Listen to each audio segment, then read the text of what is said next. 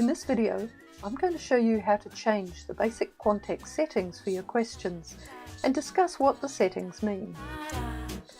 If you don't already know how to get your data into quantext, be sure to review the first two videos. I'm going to choose the analysis I started in the last video. It's easy to run any previous analysis in quantext. Just select the analysis you would like to run again by selecting the analyses from the main menu bar. If you want to rerun the last analysis you completed, just click Run Again from the control panel.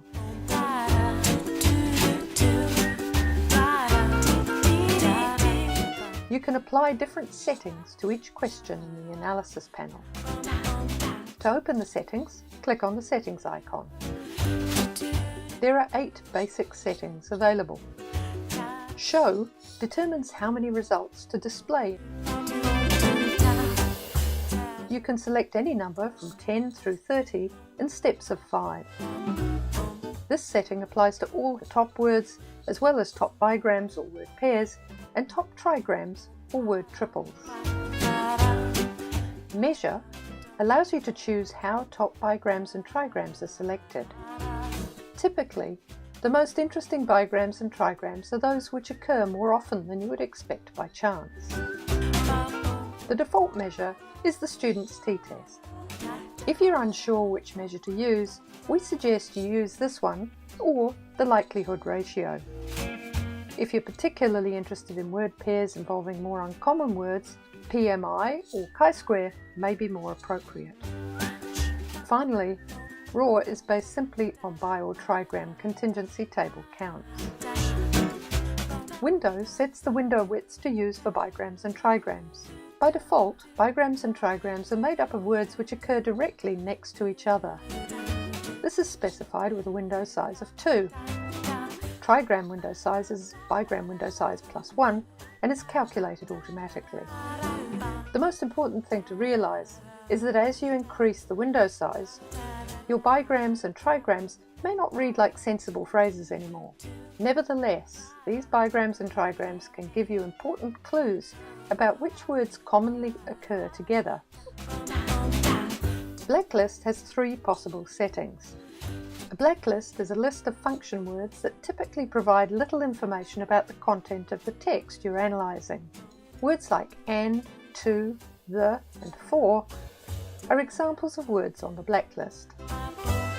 By default, quantext removes blacklist words from the most frequent words and bigrams, since common function words like the and usually occur more often than any others. However, by default, we do leave blacklist words in place where they occur as the middle word in trigrams. As in this situation, they can assist with interpretation. Where you increase the window size beyond 2, it usually makes sense to change the blacklist setting from include blacklist words, trigram only, to exclude blacklist words. There are times where blacklist words may be of interest. For example, if you're interested in responses which specify an answer using up, down, above or below. Prepositions like these are usually on the blacklist, so you may wish to include them. You can also choose to transform all the text to lowercase.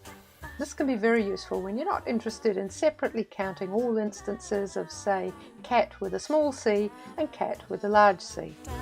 The default quantext setting is lowercase. If you do want a case-sensitive count of all words, bigrams and trigrams, select None from the Transform Words setting. You can also choose to lemmatize the text. This reduces words to their root form, so for example teacher, teaching and teach would all be counted as instances of teach. Depending on the nature of your text, it's usually helpful to filter out punctuation and numbers from word and n-gram counts. Just check these boxes.